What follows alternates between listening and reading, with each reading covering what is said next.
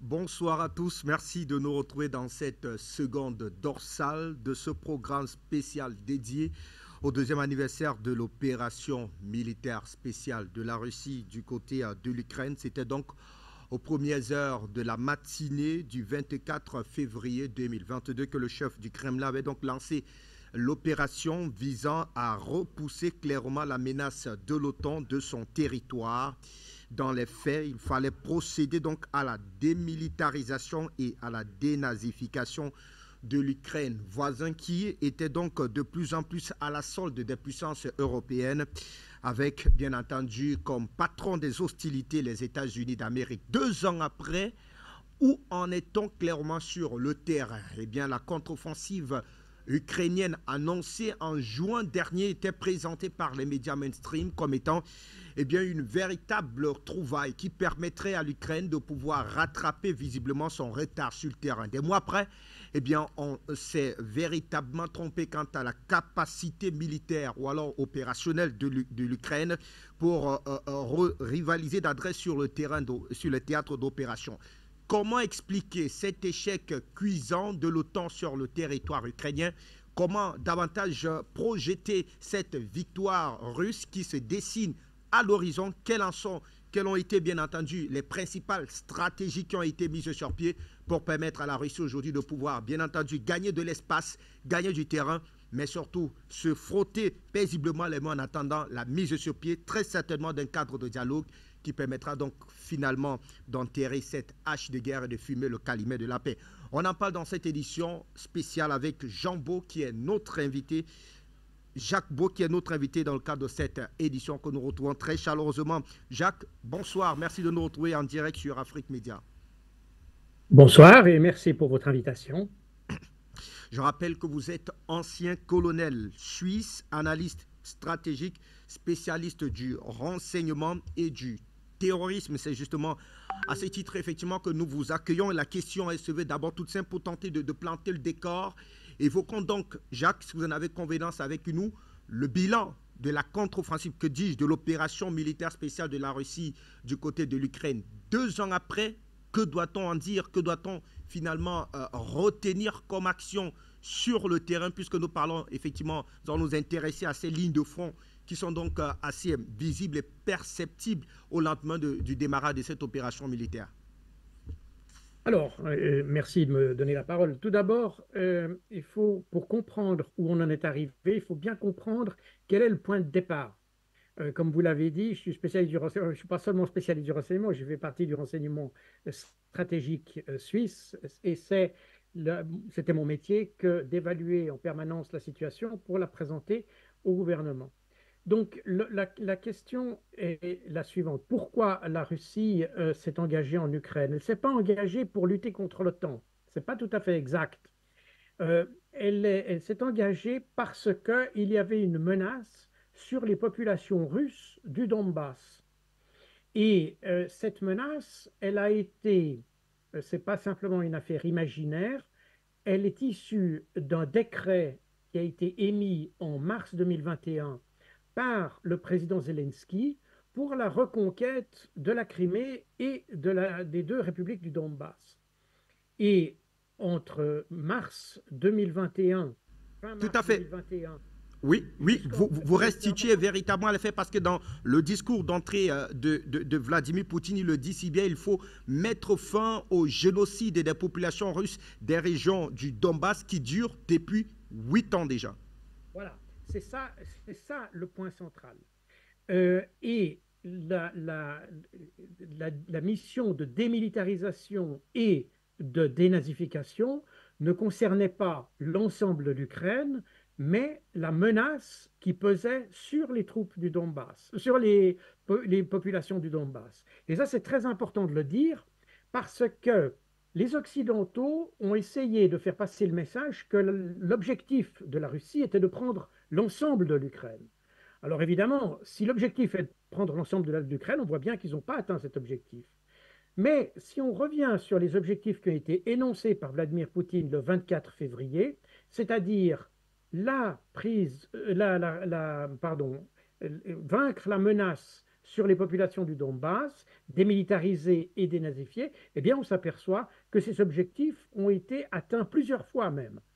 Euh, L'objectif de dénazification, il a été, c'est-à-dire, c'était en réalité, vous savez, Vladimir Poutine a pris un terme de la déclaration de Potsdam de 1945, qui concernait à l'époque l'Allemagne nazie, mais l'objectif de dénazification visait le démembrement des milices d'extrême droite euh, ukrainiennes qui avaient sévi dans la région du Donbass jusqu'à Mariupol, et particulièrement d'ailleurs à Mariupol, entre 2014 et 2016. Et donc, cet objectif a été atteint le 28 mars 2022. Donc ça, c'est le premier objectif qui a été atteint. Le deuxième objectif, c'était la démilitarisation des forces ukrainiennes et de la menace sur les populations du Donbass. Cet objectif, il a été atteint une première fois entre mai et juin 2022. À ce moment-là, l'armée ukrainienne a perdu pratiquement tous ses moyens. Et c'est à ce moment-là que Zelensky dit qu'à partir de ce moment, ils dépendent de l'Occident. À partir de ce moment-là, l'Occident commence à alimenter l'Ukraine en armes et on a jusqu'en novembre 2022, on a des vieux matériels de l'ex-Union soviétique qui étaient stockés en Europe de l'Est, qui ont été distribués à l'armée ukrainienne. Ces matériels ont été détruits, comme je l'ai dit, grosso modo entre septembre et novembre 2022. Et à partir de ce moment-là, l'Occident a commencé alors à piocher dans ses stocks pour fournir des armements plus modernes à l'Ukraine, ce qu'ils ont fait dans le courant 2023. Et aujourd'hui, on peut dire qu'une grande partie, et notamment au début jusqu'à la contre-offensive de l'été 2023, on peut dire que ces matériels ont été fournis et ont été en grande partie détruits par l'armée russe. Donc on peut dire que la démilitarisation de l'armée ukrainienne s'est faite en 3 temps et à chaque fois, elle s'est soldée par un succès russe. Donc voilà, ça c'est les éléments qu'il faut comprendre pour le départ. Donc il ne s'agissait pas d'étendre le territoire de la Russie, il ne s'agissait pas de recréer l'Union soviétique ou l'Empire tsariste, il s'agissait de démilitariser l'armée ukrainienne. Et cette démilitarisation, elle visait uniquement le potentiel militaire. Elle ne visait pas la prise de territoire. C'est la raison pour laquelle, en mars 2022, lorsque le président Zelensky a fait une proposition à Vladimir Poutine, une proposition de résolution du conflit. Dans cette résolution qu'il a transmise, c'était mi-mars 2022, euh, dans ce projet, il y avait le retrait des forces russes de l'Ukraine.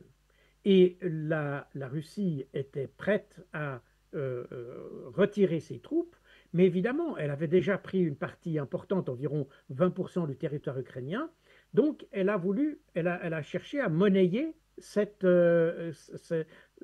retrait en quelque sorte. Et la monnaie, l'échange ou la contrepartie de son retrait de l'Ukraine était la neutralisation de l'Ukraine, ce que Vladimir Zelensky lui-même a proposé donc à Vladimir Poutine en mars 2022. C'est à ce moment-là, fin mars 2022, que les Occidentaux sont intervenus et ont demandé à Zelensky de retirer sa proposition en échange d'un soutien jusque tant qu'il faudra par les Occidentaux. Voilà, ça c'est la situation. C'est important de le dire parce que on n'est pas dans un objectif territorial pour la Russie, on est dans un objectif de destruction de potentiel. Et ces objectifs ont été atteints. Aujourd'hui, l'armée ukrainienne reçoit encore des armes, d'ailleurs, nécessite d'ailleurs l'apport d'armes occidentales parce que ces armes ont été détruites. Les systèmes antiaériens, notamment les missiles patriotes, ont pratiquement tous été détruits par les missiles russes. Donc, c'est ces missiles patriotes qui devaient être la solution miracle contre les missiles, les avions et tout. En fait, ils se sont avérés remarquablement peu efficaces.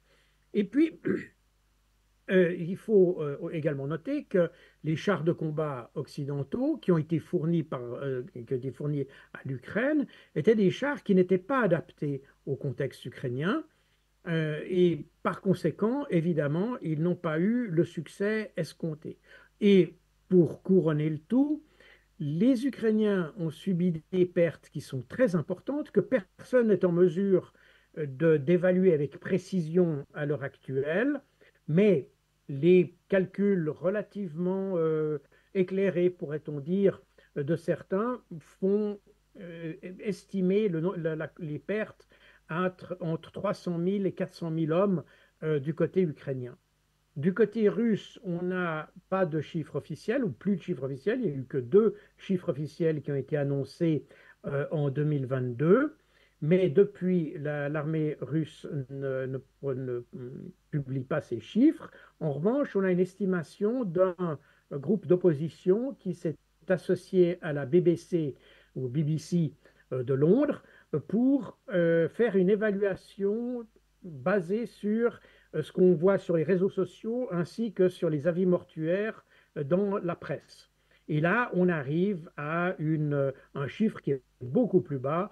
On serait, selon cette méthode, qui me semble quand même assez significative, eh bien, on arriverait environ à des pertes de l'ordre de 40 000. Je n'ai pas les derniers chiffres, mais on devrait être en dessous de 40 000 hommes perdus durant ces 2 ans. Donc voilà un petit peu le bilan, si vous voulez, matériel de la chose. Le problème est en Ukraine que les pertes ont été telles que pour remplacer ces hommes, eh bien, il faut évidemment prendre dans la population active de l'Ukraine. Et là, on se heurte à un vrai problème. Pourquoi? Parce que une bonne partie des hommes qui sont en âge de combattre, eh bien, sont soit engagés dans l'industrie, y compris l'industrie de l'armement, tant est qu'elle puisse encore survivre en Ukraine, mais aussi pour faire tourner les infrastructures. Et puis, vous avez une bonne partie de ces jeunes Ukrainiens qui ont tout simplement quitté le pays, d'ailleurs, et qui se trouvent réfugiés en Europe. Donc, l'Ukraine est très empruntée aujourd'hui pour renouveler le personnel qui manque sur le front. Et puis, on est obligé de recourir à des méthodes de recrutement forcé qui sont pratiquement, d'ailleurs, bien souvent, ça ressemble plus à des enlèvements qu'à un recrutement tel qu'on pourrait l'imaginer dans un pays démocratique. Donc voilà un peu le bilan militaire, si vous voulez, de ce conflit. Merci à vous. Et on insiste bien entendu sur cette brillante lecture que vous venez de nous faire. Vous dites clairement que l'une des raisons, sinon la raison fondamentale qui avait soutenu et qui sous-tend d'ailleurs l'action militaire de la Russie du côté de l'Ukraine, c'était simplement davantage pour mettre au fond à la menace liée donc à ces populations russes du Donbass. Et le 26 mars 2022, vous le dites si bien, la Russie a réussi, bien entendu, à quadriller l'ensemble de ces territoires. D'ailleurs, il y a eu un véritable référendum là-dessus où ces populations se sont prononcées en faveur d'un rattachement davantage pour la Russie. Alors, Jacques Beau, si les faits sont donc purement actés, pourquoi est-ce que la guerre perdure? Alors, il y a plusieurs choses dans cette affaire. Tout d'abord, vous avez évoqué dans vos questions tout à l'heure, vous avez évoqué la question de l'OTAN. Alors, l'OTAN est une préoccupation de la Russie, bien entendu. Et la Russie l'a exprimé à plusieurs reprises. Mais ça n'est pas pour cette raison qu'elle est intervenue. Ça, c'est important de le dire. Ce n'est pas à cause de l'OTAN qu'elle est intervenue. En revanche, le fait d'avoir un succès opérationnel militaire va lui permettre d'avoir un poids supplémentaire pour négocier le fait que l'Ukraine n'entre pas dans l'OTAN. Voilà. C'est un principe vous savez, le stratège du 19e siècle, Clausewitz, qui disait qu'il fallait exploiter les objectifs militaires pour atteindre des objectifs politiques. Et c'est exactement ce qui va se passer, car c'est effectivement un problème, mais de nouveau, jusqu'à février 2022, la Russie prévoyait, enfin, avait d'ailleurs toujours tenté de négocier le fait que l'Ukraine n'entre pas dans l'OTAN. La raison pour laquelle la Russie ne veut pas que l'Ukraine entre dans l'OTAN, c'est parce que l'OTAN pourrait y déployer des armes nucléaires. Et vous savez que les Américains sont sortis unilatéralement des traités de désarmement dès 2022, dès 2002, pardon, avec l'administration Bush.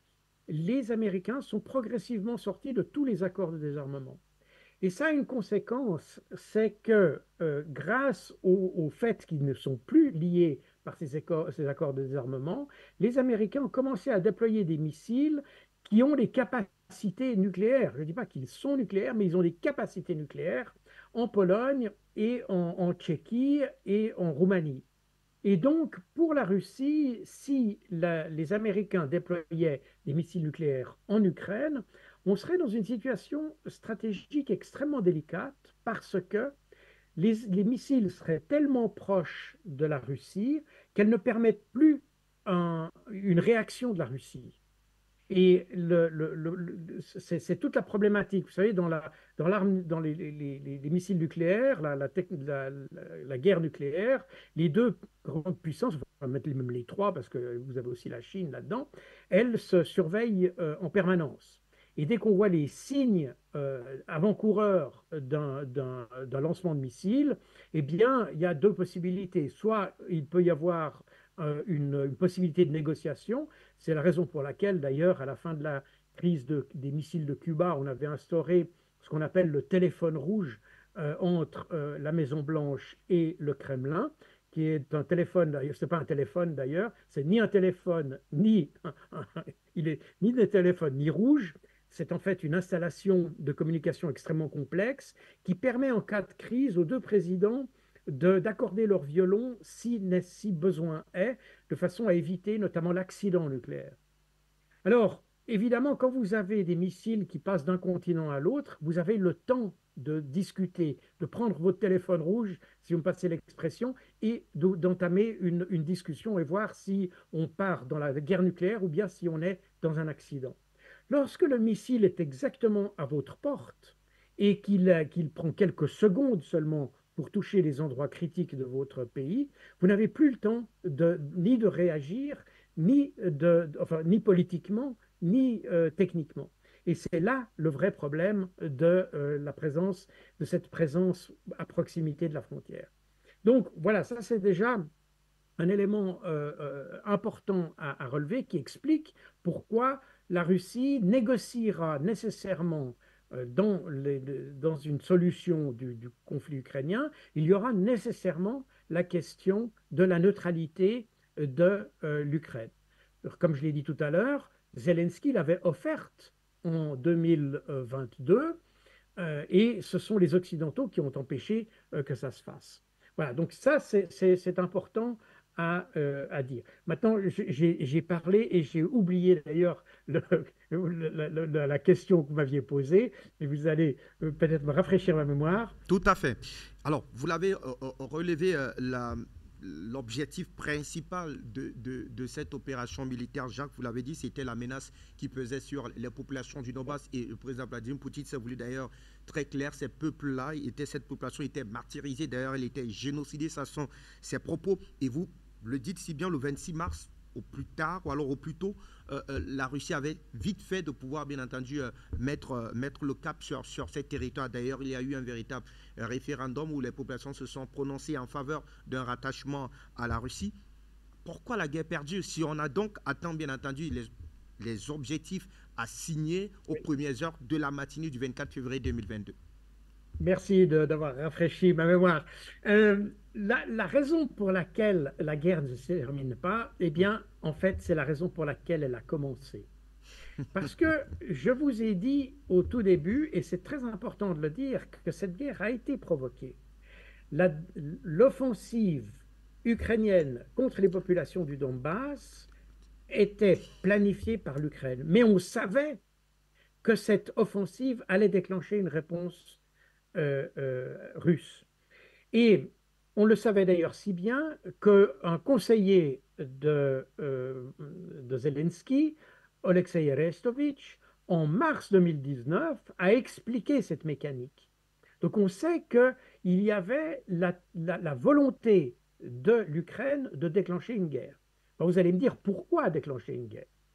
Eh bien, on le sait parce que on a un document américain qui est un document d'ailleurs de 300 pages qui explique comment affaiblir la Russie et qui a été écrit également en mars-avril 2019 et qui explique qu'il faut déclencher un conflit avec la Russie de façon à pouvoir lui appliquer des sanctions et ainsi provoquer son effondrement. Je vous rappelle que le ministre de l'économie français, M. Bruno Le Maire, avait, le 1er mars 2022, annoncé l'effondrement de l'économie russe. Pourquoi est-ce qu'il a dit ça? Ce n'est pas sans raison. C'est que les Occidentaux, Américains et Européens combinés, avaient prévu de placer tellement de sanctions sur la Russie que son économie ne résisterait pas et devrait s'effondrer.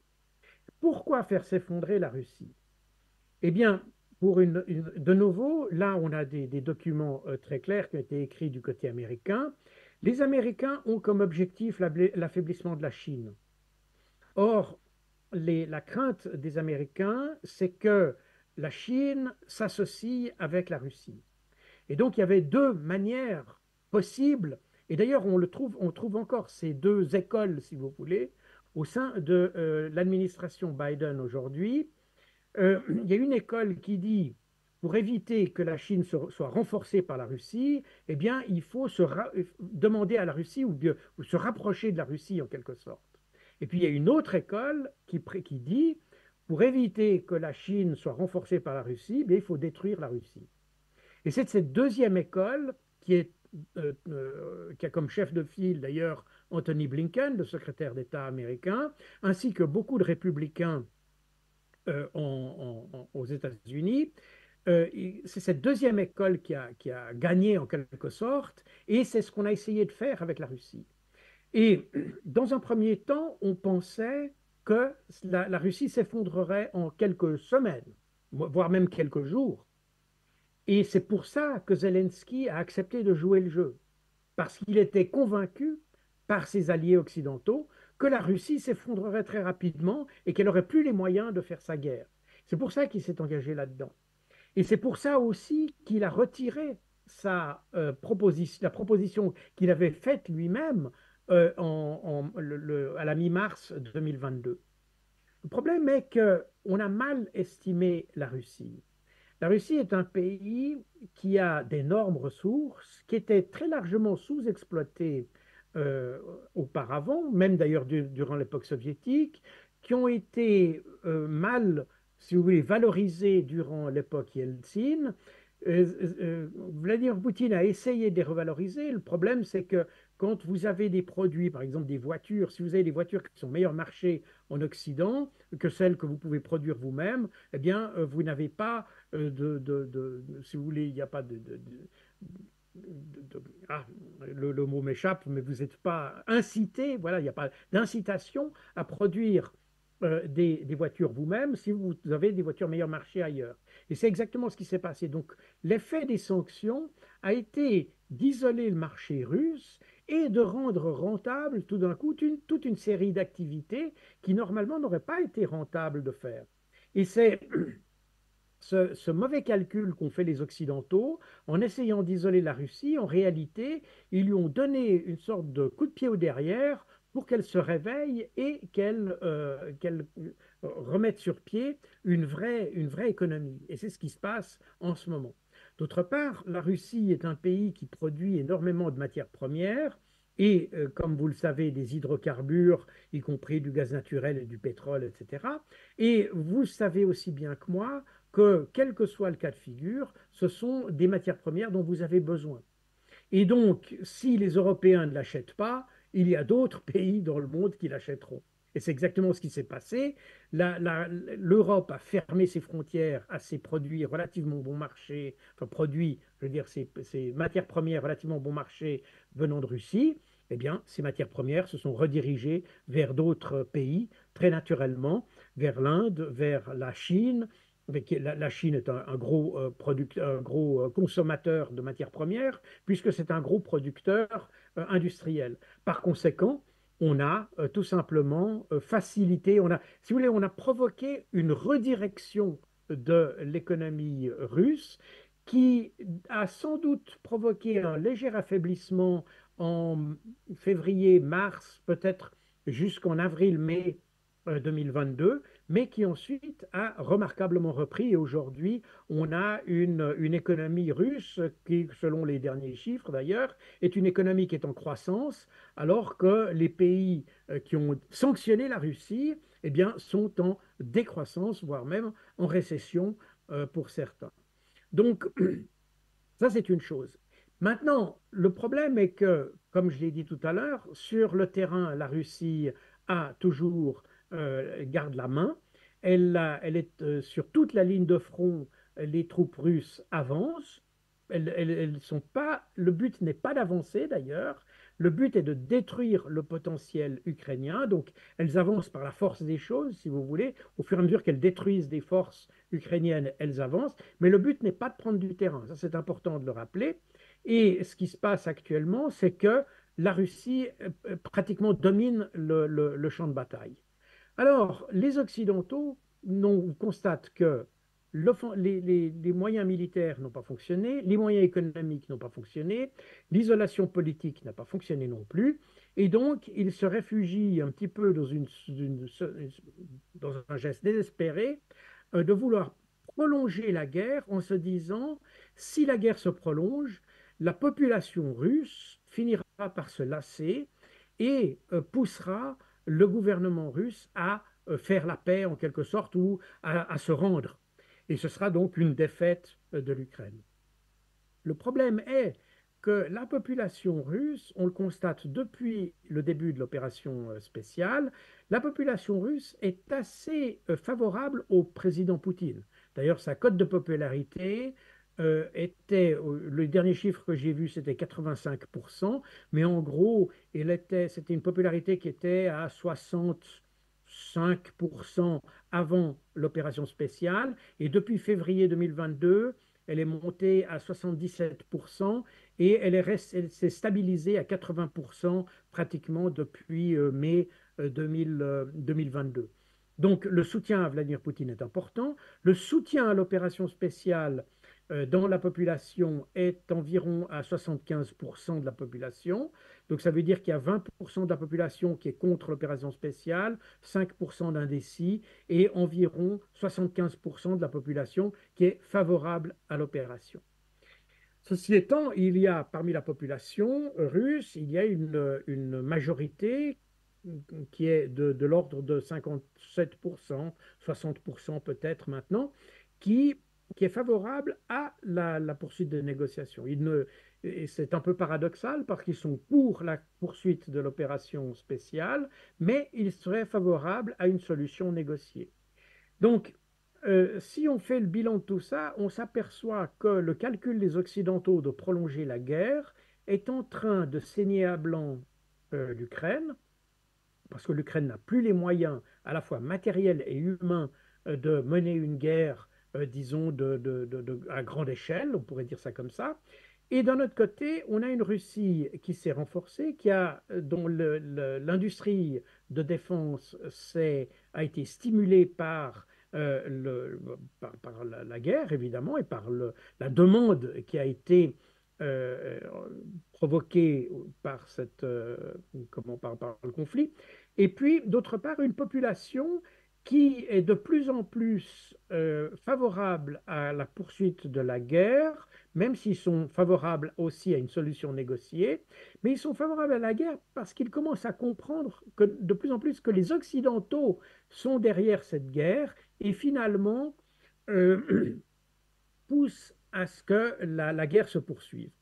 Et c'est un phénomène qu'on commence à voir d'ailleurs du côté ukrainien aussi. J'ai dans mon audience, vous savez que j'ai écrit plusieurs livres sur la guerre en Ukraine. Le dernier, c'est celui qui est derrière moi, mais c'est l'art de la guerre russe. Euh, j'ai écrit plusieurs livres et qui m'ont valu d'ailleurs le fait d'être euh, traité d'agent de Vladimir Poutine en Europe. Mais en réalité, j'ai constaté, parce que j'ai été interpellé très récemment à Bruxelles par des jeunes Ukrainiens qui sont réfugiés et qui m'ont remercié pour le travail qu'on fait. Parce que ce qui se passe, c'est que les Ukrainiens aussi constatent que les Occidentaux n'aident pas l'Ukraine.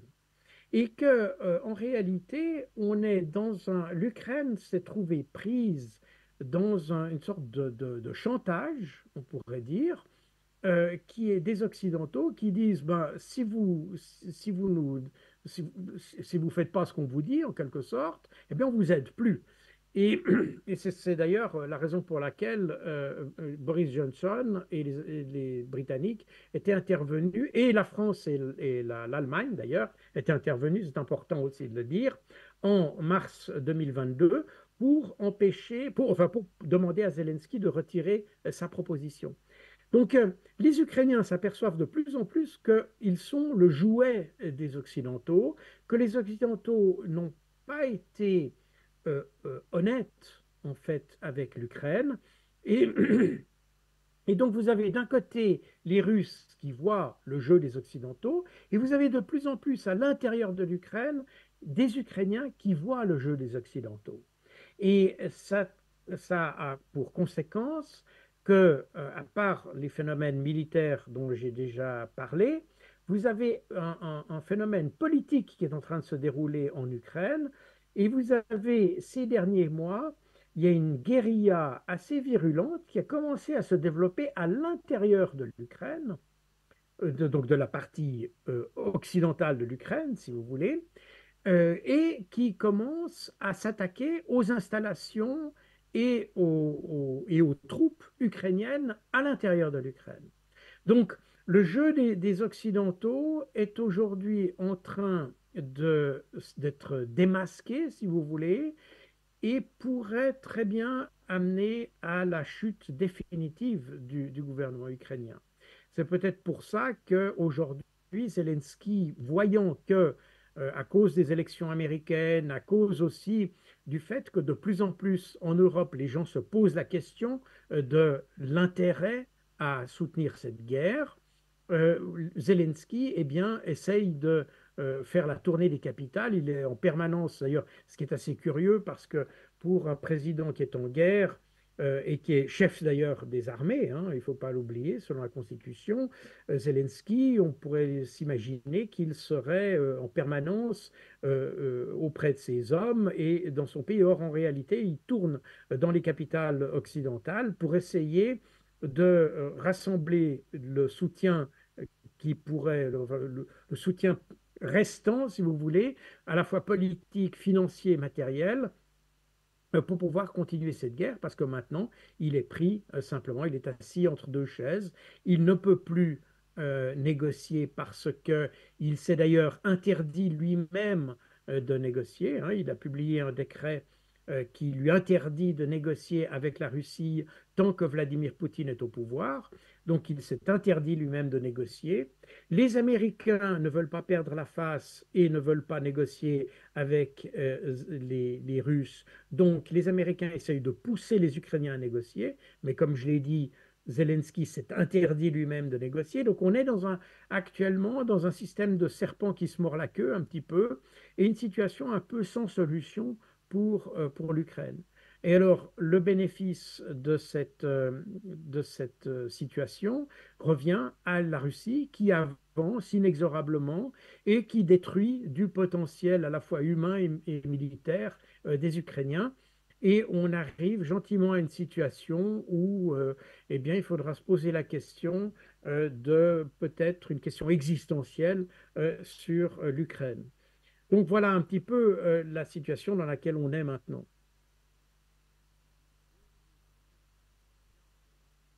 Donc vous faites bien de rappeler effectivement qu'il a été interdit à M. Zelensky de mener une quelconque action visant donc à négocier avec le voisin russe. Et on pourrait d'ailleurs s'interroger pourquoi une véritable, du moins pourquoi personne ne propose un véritable processus de paix. Le dernier en date posé notamment par Volodymyr Zelensky, vous l'avez dit, était comme une forme de plus ou moins de compromis, c'est-à-dire tu prends ce que tu veux, tu me laisses que ce qui me revient de droit, du moins, ce qui a été sévèrement réprimandé, s'il faut m'exprimer ainsi, par les États-Unis. Alors, Jacques Beau, on a donc une armée russe qui est en train visiblement d'atteindre ses objectifs au détriment de l'Ukraine qui paye le lourd tribut en tout cas de ce bras de fer. Les derniers événements datent ceux d'ailleurs du retrait des militaires au sein de la ville d'Avdiïka avec des témoignages assez glaçants de ces rescapés de guerre qui ne veulent plus, bien entendu, y retourner après plus de 600 jours sur la ligne de front. Alors, quelle sera véritablement l'issue de ce bras de fer entre Américains finalement et Russes sur la question ukrainienne, bien sûr? Alors, le problème des Américains est le suivant. Dans l'administration Biden, vous n'êtes pas sans ignorer qu'il y a une élection présidentielle Tout à fait, qui tout à fait, s'est déroulée aux États-Unis tout et à fait. que le président Biden aurait voulu se présenter évidemment à cette élection avec une victoire. Une victoire ukrainienne, bien entendu, puis qui aurait été soutenue par les États-Unis, etc. Or, on ne s'achemine pas du tout vers ce scénario-là. Donc, on est actuellement au niveau de l'administration Biden dans une stratégie de limitation des dégâts, pourrait-on dire. Et c'est pour ça qu'on essaye de conseiller, d'ailleurs c'est intéressant parce que les Américains ne veulent pas perdre la face, donc ils ne veulent pas aller négocier directement avec les Russes, mais ils poussent Zelensky à le faire. Et Zelensky, il est vraiment assis entre deux chaises depuis. D'abord, il faut savoir qu'il n'y a pas eu que deux tentatives de Zelensky de négocier, il y en a eu trois. On en parle toujours de deux, mais en réalité, il y en a eu trois. La première tentative de Zelensky à négocier s'est faite le 25 février 2022, c'est-à-dire au lendemain du début de l'opération spéciale. Le président Zelensky a appelé le ministre des Affaires étrangères suisse pour qu'il organise une conférence de paix. Cette conférence ne s'est pas organisée, mais il y a eu un premier tour de négociation qui s'est fait à la frontière du Bélarus, à Gomel, qui n'a pas duré très longtemps, qui a été assez rapidement remplacé par un deuxième round de négociations qui s'est faite à Istanbul sous l'égide de M. Erdogan et qui a abouti à la proposition de Zelensky qui a finalement, comme je l'ai dit tout à l'heure, qui a été retirée à la demande des Occidentaux. Mais il y a eu une troisième tentative de Erdogan en septembre, maintenant je ne veux pas raconter de bêtises, c'est en août 2022. Erdogan a proposé une rencontre au sommet entre Zelensky et Vladimir Poutine. Vladimir Poutine s'est fait un peu prier, mais finalement, il a accepté l'idée de ce sommet. Et c'est une fois de plus les Britanniques qui sont venus et Boris Johnson qui est intervenu auprès de Zelensky pour lui faire renoncer à cette initiative. Donc il y a eu trois tentatives qui ont échoué. Par la suite, depuis la fête, et qui détiennent de facto, si vous voulez, le pouvoir. Et c'est pour cette raison que Volodymyr Zelensky s'est interdit lui-même à négocier.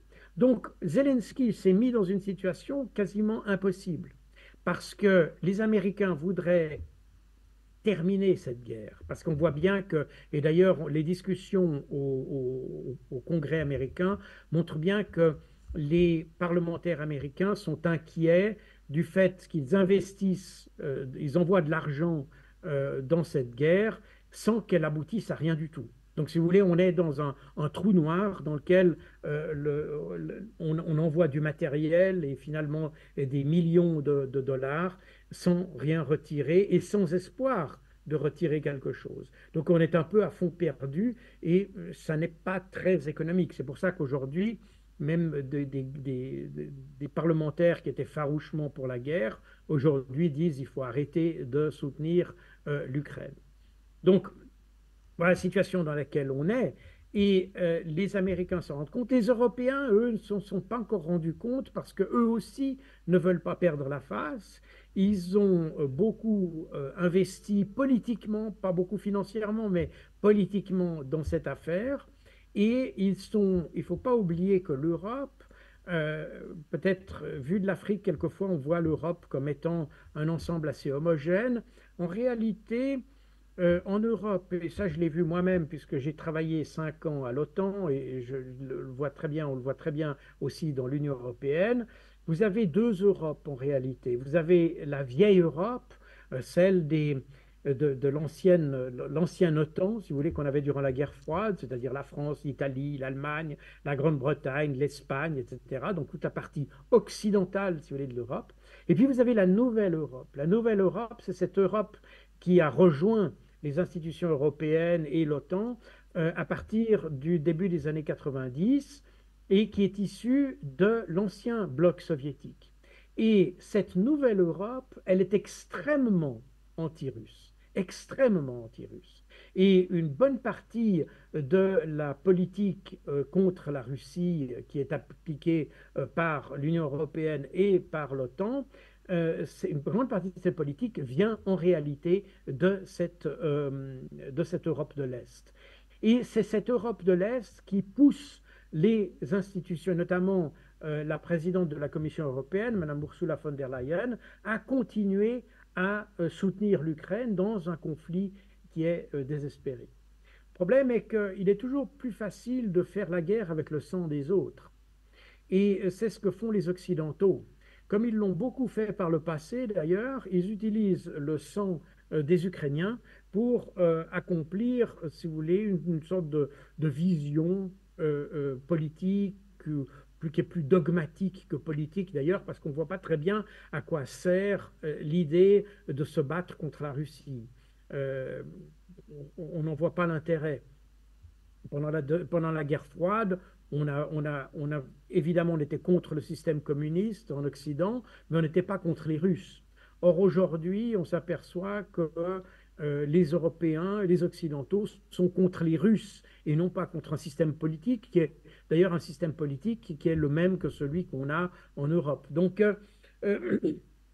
on s'aperçoit bien que les raisons qui poussent les Européens sont plus d'ordre dogmatique, idéologique, que vraiment politique ou même économique. D'ailleurs, si les raisons étaient économiques, il y a déjà longtemps qu'on aurait arrêté de faire une guerre à la Russie, parce qu'en réalité, ça n'a aucun sens du point de vue économique. L'Europe n'a fait que de s'affaiblir et de renforcer la Russie. Donc on était exactement à l'inverse de l'objectif recherché. Donc, voilà un petit peu où on en est. Ça veut dire en clair que les Occidentaux doivent aujourd'hui trouver une porte de sortie, mais ils n'ont pas encore trouvé cette porte de sortie. Et c'est là qu'est en fait tout le débat qu'on a aujourd'hui. Jacques Beau, pour vous, la Oui. porte de sortie serait laquelle? C'est-à-dire aller rapidement à la négociation ou alors continuer à s'entêter à surfer sur l'hypothèse, on va le dire, infinie d'une défaite russe du côté de l'Ukraine? Il n'y aura pas de défaite russe. Donc aujourd'hui, on est en train de se tromper nous-mêmes sur cette question. Il n'y aura pas de défaite russe. Je ne sais pas s'il peut y avoir une grande victoire comme en 1945. Ça, je ne sais pas. Il faudrait d'ailleurs définir exactement ce qu'on appelle victoire ou défaite dans un conflit comme celui-là. Mais ce qu'il y a, c'est qu'on ne va pas faire reculer la Russie. Actuellement, elle est en position de force et il n'y a aucun élément concret qui permettrait aujourd'hui de contrer la force russe. On n'a même pas les moyens militaires de le faire. Donc lorsque le président Macron évoque la présence de militaires français en Ukraine, on a l'impression qu'il essaye un petit peu de se convaincre lui-même d'une victoire possible. D'ailleurs, on a un peu l'impression qu'on est en mode panique du côté français et du côté européen d'ailleurs, parce que le fait d'ajouter des militaires européens au conflit ukrainien ne ferait qu'augmenter le risque d'extension du conflit que l'Europe n'est même pas en mesure de soutenir. Et aujourd'hui, la Russie elle a toujours eu d'ailleurs un potentiel industriel énorme. Elle a réactivé, comme je l'ai expliqué tout à l'heure, son potentiel industriel de l'industrie de la défense. Par conséquent, elle est encore mieux préparée que nous à un conflit, alors que nos pays, eux, n'arrivent même pas à fournir la munition qui serait nécessaire à l'Ukraine. Alors, Donc, Jacques Beau, oui, oui, Jacques Beau, est-ce que dans le fond, on devait véritablement concevoir aujourd'hui que tous les pays réunis au sein de l'OTAN ne peuvent pas faire le poids face au complexe militaro-industriel russe? Est-ce que c'est admissible? Est-ce que c'est véritablement, on doit l'admettre de facto quand on regarde, bien entendu, comment est-ce que la guerre a évolué du côté, du moins au sein du territoire ukrainien. À un moment donné, l'OTAN s'est dit incapable de pouvoir fournir ne serait-ce que des munitions aux soldats ukrainiens engagés sur les lignes de front. oui, il ne faut pas oublier qu'en 1990, après l'effondrement du bloc communiste, enfin au début des années 90, on a, en Europe, on a démantelé notre industrie de la défense parce qu'on a constaté que l'avenir était plutôt à la coopération et on n'était plus dans un système guidé par la confrontation. Et par conséquent, on a réduit, les armées se sont réduites, d'ailleurs elles sont réduites physiquement, mais on a aussi réduit le potentiel de production militaire. Et puis, ce sont greffer là-dessus, si vous voulez, les guerres que nous avons menées au Moyen-Orient notamment, et qui ont exigé un type d'armement totalement différent de celui qui serait nécessaire dans un conflit en Europe. Donc, si vous voulez, il y a deux éléments. Il y a un élément quantitatif, c'est le fait qu'on a réduit nos capacités de production, puis un élément qualitatif, c'est-à-dire qu'on a produit des matériels militaires qui n'étaient plus destinés ou capables d'opérer dans un environnement d'Europe centrale, par exemple, mais qui étaient destinés à opérer dans un conflit de type Afghanistan ou Irak. Et d'ailleurs, on le voit très très bien avec les systèmes d'artillerie qui ont été fournis à l'Ukraine, qui sont des systèmes d'artillerie qui ont été conçus pour opérer dans des conflits des conflits de type coloniaux, si vous voulez, ou de projection de force.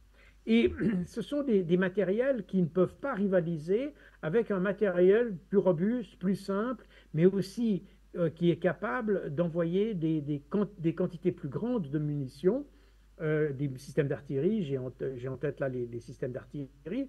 Et donc, l'Europe n'est plus en mesure aujourd'hui d'avoir une capacité militaire capable d'affronter la capacité russe. Les Russes ne se sont pas engagés dans des opérations, à part brièvement en Syrie, mais sinon ils ne se sont pas engagés dans des grandes opérations militaires à l'étranger, et donc leur potentiel est vraiment taillé sur mesure pour un conflit en Europe. Et les matériels occidentaux, eh bien, actuellement ne permettent pas, et d'ailleurs on voit qu'ils sont très peu performants face au système russe, qui sont non seulement mieux adaptés au contexte topographique, si vous voulez, de l'Europe, mais qui en plus de ça ont bénéficié de conflits. Vous savez, typiquement, quand les Occidentaux sont allés se battre en Irak, ils n'ont pas eu besoin de faire attention à la menace aérienne parce que les Irakiens n'avaient plus, même les mouvements rebelles ou les mouvements de résistance irakiens n'avaient évidemment pas de capacité aérienne. Donc les Occidentaux n'ont pas eu besoin de développer des systèmes de protection antiaérienne performants. Alors que dans le conflit ukrainien, eh bien, on s'aperçoit que les Russes ont aujourd'hui une domination considérable dans le domaine de la lutte antiaérienne parce que eux ont orienté leur production de matériel militaire en fonction d'une menace contre leur pays et donc en fonction des matériels les plus performants et des avions qui existent en Occident. Et aujourd'hui, on s'aperçoit que dans le domaine de l'électronique de combat, dans le domaine de la guerre électronique, dans le domaine des radars, dans le domaine des systèmes de conduite, eh bien, les Russes ont bénéficié finalement d'une réflexion qu'ils ont eue depuis le début des années 80, enfin depuis la guerre froide, à vrai dire, qui ça s'est évidemment développé. Ils ont une réflexion qui s'est inscrite dans une continuité, et donc aujourd'hui, ils ont un outil militaire qui est parfaitement adapté à la défense de leur territoire, alors que nous avons des armées qui sont conçues pour aller se battre en projection sur d'autres continents, mais qui sont très mal adaptées à une guerre contre l'Europe, en Europe.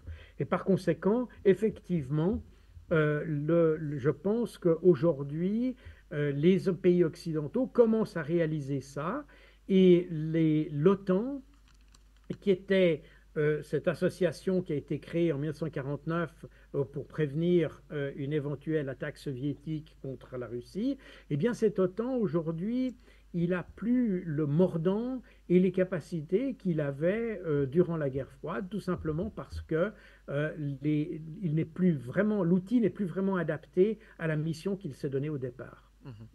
Et on va tenter de sortir de cet échange avec vous, Jacques Beau, et on évoque bien entendu l'image à venir de la ligne de front côté ukrainien, vu qu'on a désormais du mal à pouvoir parvenir au renouvellement des effectifs sur ces différentes lignes de front. Les financements, les accompagnements des puissances européennes tardent justement à arriver aux États-Unis. Le Congrès doit effectivement se prononcer. Le reste des autres États, chacun balbutie un tout petit peu. Va-t-il apporter que doit-il apporter finalement pour tenter de sauver ce qui a lieu d'être? Quel, de votre point de vue, s'il fallait se projeter, comment va se présenter, quel visage aura donc, bien entendu, la guerre dans les mois qui arrivent, dans un contexte où on est plus ou moins, bien entendu, phagocyté par les questions de politique interne, que ce soit du côté de la France, que ce soit du côté des États-Unis, qui se sont présentés très certainement comme étant des véritables alliés stratégiques de l'Ukraine dans cette guerre contre la Russie? Alors ma crainte est que les Occidentaux qui refusent ce qu'on peut concevoir, parce qu'actuellement ils ne peuvent que perdre la face, et évidemment ils refusent de perdre la face, donc ils risquent d'aller, si vous voulez, dans une espèce de fuite en avant et de pousser l'Ukraine à continuer à se battre. Ce faisant, l'Ukraine risque de continuer à perdre son potentiel. Et quand je parle de potentiel, n'est-ce pas, on parle de soldats. Mais les soldats en temps de paix, ce sont des ouvriers, ce sont des gens qui produisent, ce sont des ingénieurs, ce sont des fonctionnaires, c'est tout ça.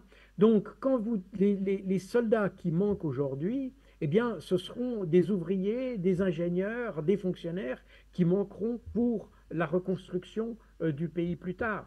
Et c'est là que le calcul des Occidentaux est extrêmement perfide d'une certaine manière, parce que en soutenant cette guerre et en voyant que la supériorité de la Russie, qu'on le veuille ou non, c'est pas la question d'être pour la Russie, contre la Russie, pour Poutine ou contre Poutine, c'est pas la question. Le fait est que ce qu'on observe dans la réalité du terrain, c'est que la Russie gagne et c'est tout simplement un fait et nous devons accepter ce fait.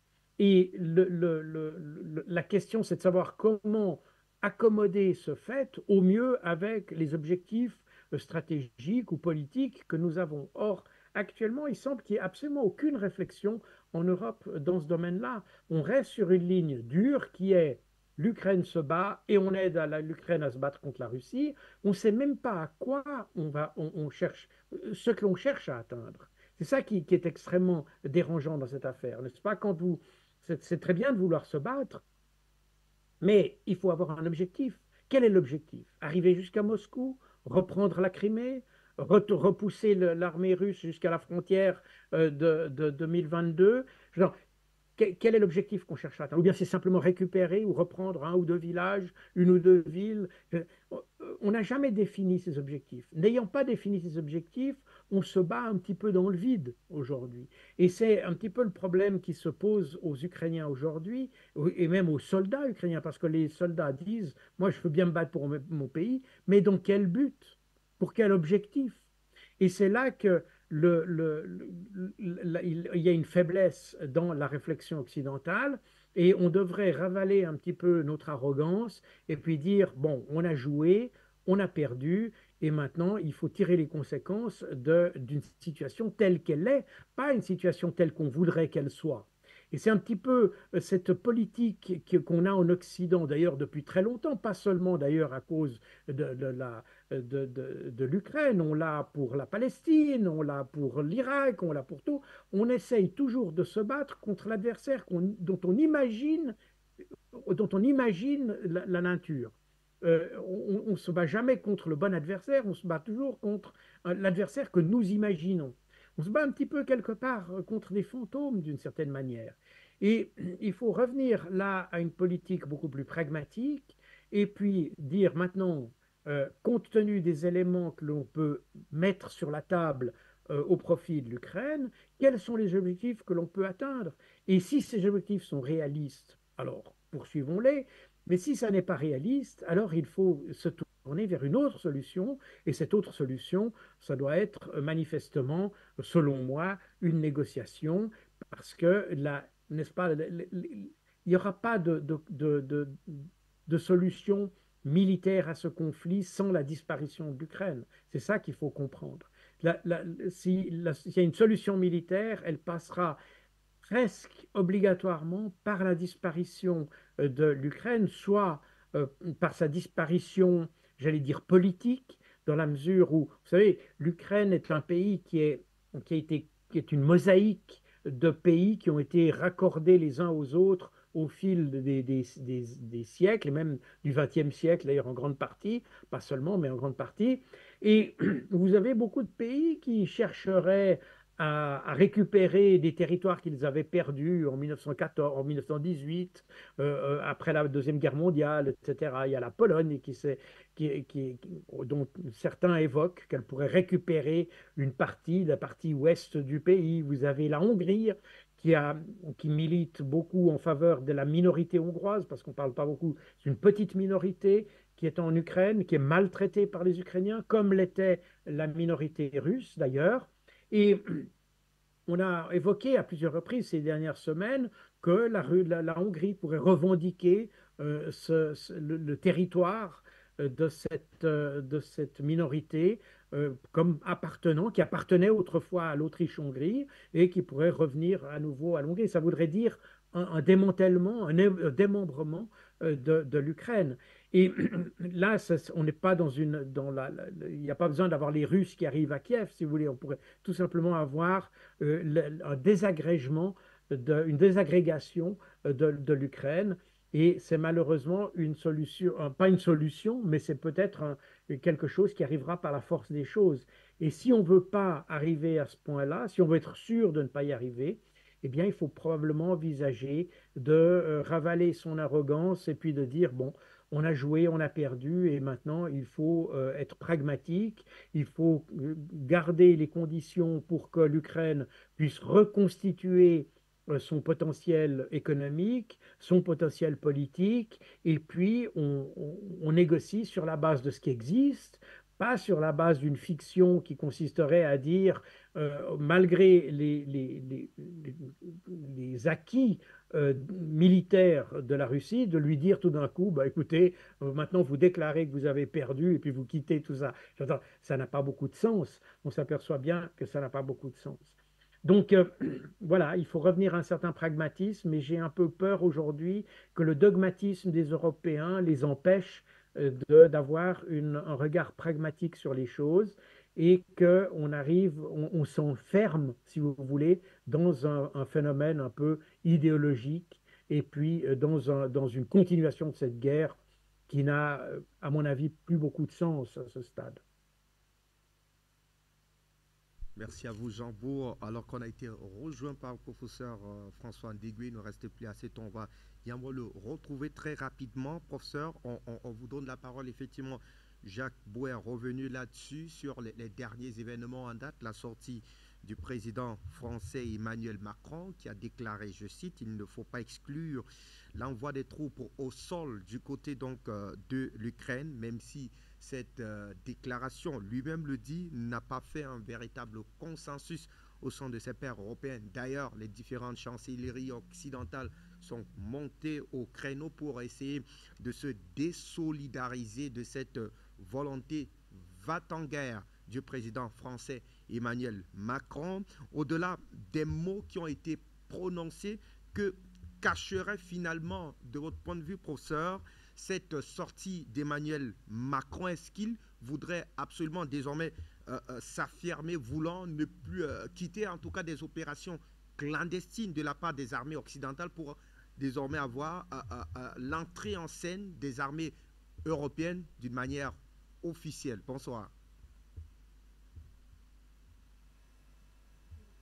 Activez votre micro, professeur, je vous en prie. Bonsoir. Bonsoir, professeur. Merci beaucoup. Et je salue M. Jacques Beau, dont j'apprécie les commentaires et les analyses. Merci.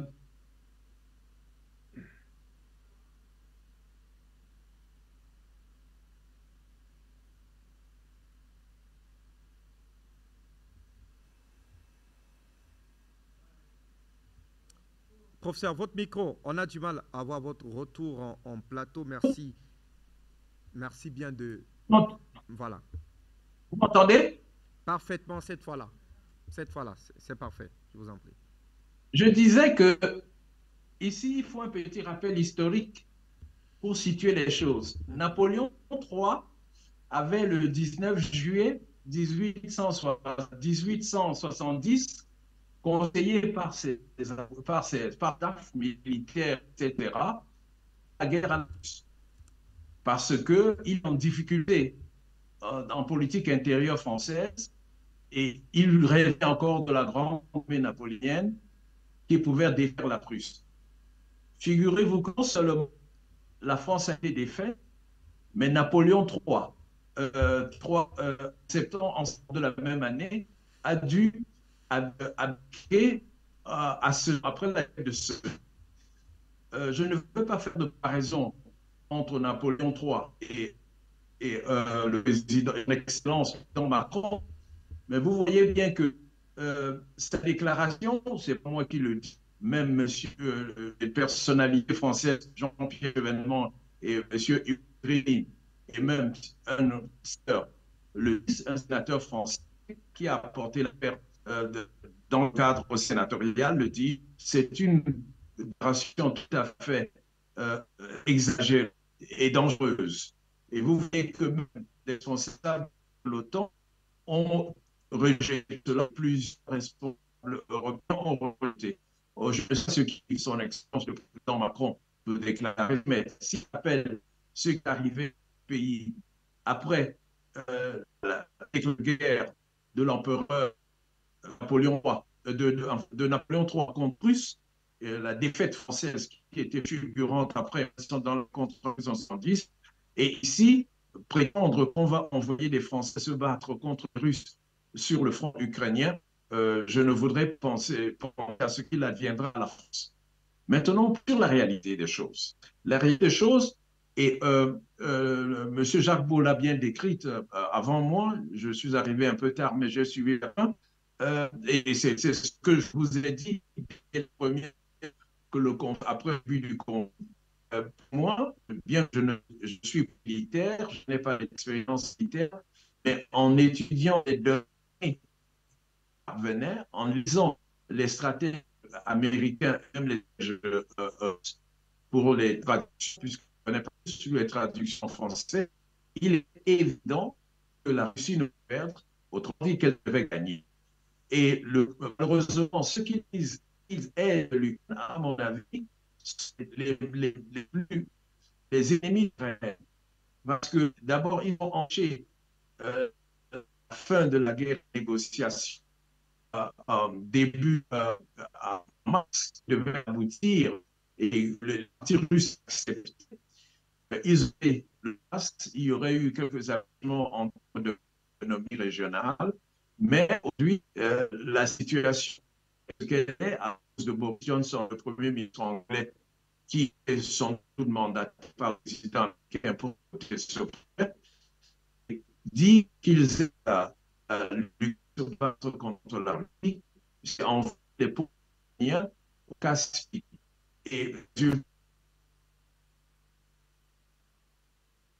des soucis de liaison avec le professeur. La qualité de l'écoute n'était pas de mise et donc on sera, quand notre crée, hein, obligé de raccourcir cet échange avec vous. Jacques Beau, je vous retrouve très rapidement pour refermer bien entendu cette édition. Quelle perspective finalement donc sur le plan militaire de part et d'autre, mais surtout sur le plan économique? Vous me le demandez à moi? Excusez-moi, vous me posez la question à moi ou à monsieur? À vous Jacques Beau, je vous en prie. D'accord. Mhm. Alors, peut-être sur le plan économique, le problème est le suivant. L'Europe est actuellement, s'est privée en réalité d'une source de matières premières relativement bon marché qu'elle avait avec la Russie depuis les années 60. Et je rappelle que les premiers pipelines, les premiers gazoducs entre la Russie et l'Europe datent de la fin des années 60. Ça avait d'ailleurs toujours suscité la méfiance des Américains qui avaient toujours eu peur que les Occidentaux, trop dépendants de la Russie, ne soient plus aussi farouchement opposés à l'URSS qu'ils ne l'étaient eux-mêmes. Mais toujours est-il que cet approvisionnement en matières premières relativement bon marché a finalement aidé l'essor de l'Europe dans les années 60, 70 et plus tard. Aujourd'hui, nous nous sommes coupés de cette source de matières premières et il nous faut trouver des alternatives dans le monde qui sont du coup évidemment beaucoup plus chères. Et on le voit particulièrement avec l'Allemagne, qui est un pays que, comme vous ne l'ignorez pas, est sans doute le plus grand producteur, enfin le plus grand pays industriel d'Europe continentale en tout cas, et dont la dépendance à l'énergie est énorme. Et qu'aujourd'hui, ces produits eh bien, deviennent beaucoup moins compétitifs que les produits chinois, par exemple, ou les produits venant d'autres.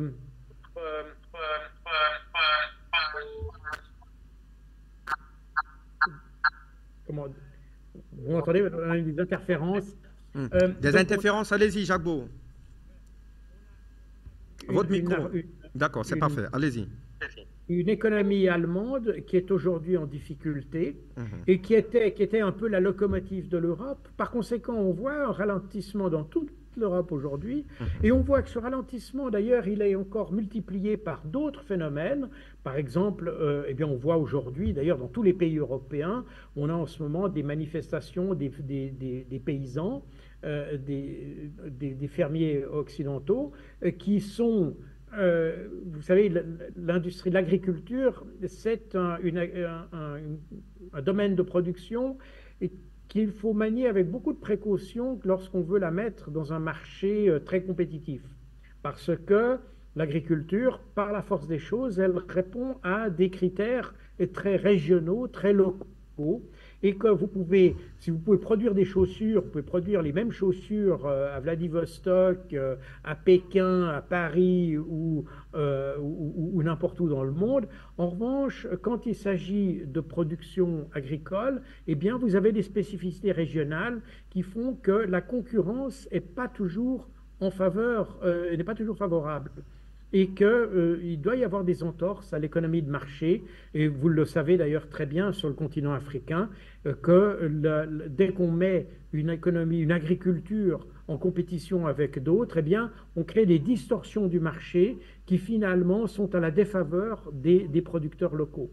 Et la nécessité de maintenir ce type de production est à mon avis essentielle. Et aujourd'hui, on voit qu'en Europe, on a en voulant ouvrir les frontières de l'Ukraine, on a voulu faire entrer en Europe une production de blé et d'autres produits agricoles qui sont produits à très bas prix et peut-être d'ailleurs dans des conditions de production qui sont beaucoup plus, comment dire, disons laxistes qu'en Europe, notamment au niveau des normes de production, au niveau des normes d'usage de produits chimiques, etc. Et aujourd'hui, l'Ukraine arrive en concurrence quelque peu déloyale, si vous voulez, avec les producteurs européens. Et vous avez actuellement, d'ailleurs, alors que les pays européens parlent de soutien à l'Ukraine et qu'il faut aider l'Ukraine, etc., eh bien, vous avez les producteurs polonais qui ont fait un blocus pratiquement de la frontière ukrainienne parce qu'ils ne veulent plus que les produits ukrainiens puissent entrer dans l'Europe parce qu'ils font une sorte de concurrence déloyale. Donc on voit bien qu'on est dans une situation où la politique a été dépassée par les événements. On n'a pas su anticiper les conséquences des décisions politiques qu'on a prises, et puis les répercussions se font sur le plan économique. Et vous avez les Polonais qui brûlent aujourd'hui des camions ukrainiens chargés de nourriture.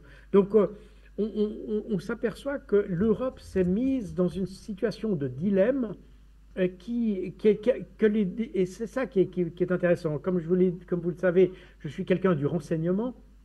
Donc, mon métier, c'est d'essayer d'anticiper les choses, d'anticiper les problèmes, d'avertir les autorités des problèmes possibles qui pourraient arriver. Et je suis effaré, c'est le terme à utiliser, de voir qu'on n'a pas su anticiper les problèmes qui apparaissent aujourd'hui, alors qu'ils étaient parfaitement mécaniquement prévisibles. Et ça montre que les dirigeants européens sont vraiment guidés ou guident leur politique de manière totalement dogmatique, sans même avoir une approche pragmatique des choses. Et c'est ça qui, à mon avis, est en train de causer la perte de l'Union européenne et de l'Europe. Enfin, peut-être pas la perte, mais en tout cas l'affaiblissement de l'Europe. En plus de ça, il y a un effet secondaire de tout ça, c'est que sur les autres continents, et notamment le continent africain, les gens ne sont pas dupes, les gens, vous avez des observateurs avertis qui constatent ces faiblesses européennes, qui constatent que l'arrogance européenne arrive à une limite, si vous voulez. Et on le voit très bien aujourd'hui en ce qui concerne le conflit en Palestine, où les Occidentaux ne sont plus crédibles. Il n'y a plus de crédibilité du tout. Et on voit bien, d'ailleurs, c'est intéressant de voir, alors on ne veut pas ouvrir la discussion maintenant sur la question du conflit palestinien, qui mériterait sans doute une émission à elle toute seule, mais je suis quand même, je pense qu'il faut quand même mettre le doigt sur un élément important, c'est que qui s'est élevé contre la politique occidentale à l'égard d'Israël, etc., c'est l'Afrique du Sud. C'est un pays africain qui a pris le flambeau, si vous voulez, qui est allé devant la Cour internationale de justice pour porter la voix de la raison, d'ailleurs, une voix que des pays occidentaux auraient pu mener, mais on voit que cette voix de la raison, elle vient de l'extérieur de l'Europe. Et que nous, Européens, nous sommes enfermés dans une sorte de logique qui, je pense, aujourd'hui est au bénéfice de personne et qui ne fait que renforcer les forces extérieures à l'Europe. Et on voit aujourd'hui, d'ailleurs, sur le plan à la fois économique, politique, mais aussi sur le plan diplomatique, que vous avez des pays comme la Chine, vous avez naturellement la Russie aussi, d'ailleurs. On remarque que la diplomatie russe est extrêmement active, alors que la diplomatie européenne s'est concentrée sur la question ukrainienne. La diplomatie russe c'est beaucoup plus diversifiée. Elle a touché d'autres zones du globe. Si vous voulez, vous avez la diplomatie iranienne, la diplomatie africaine, notamment la diplomatie d'Afrique du Sud que j'ai évoquée.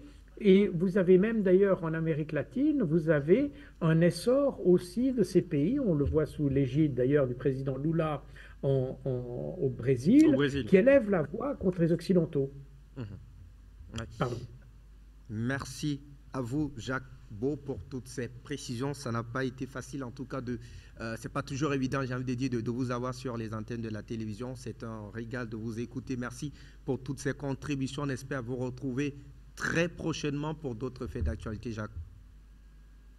Merci à vous, merci à votre invitation et merci à à vous-même et à l'autre partenaire que nous avons eu là, Monsieur François, que je vois sur l'écran et qui a fait une remarque très intéressante tout à l'heure. Merci à vous et à une prochaine. Merci. Oui, bien entendu, des soucis de liaison avec professeur François Ndégué qu'on pourra retrouver très prochainement pour nos éditions de débat en télévision. Ça a été un réel plaisir, monsieur, d'avoir conduit toute cette journée spéciale consacrée donc à l'opération militaire spéciale de la Russie du côté de l'Ukraine qui rentre donc dans sa 3e année de guerre. À très bientôt.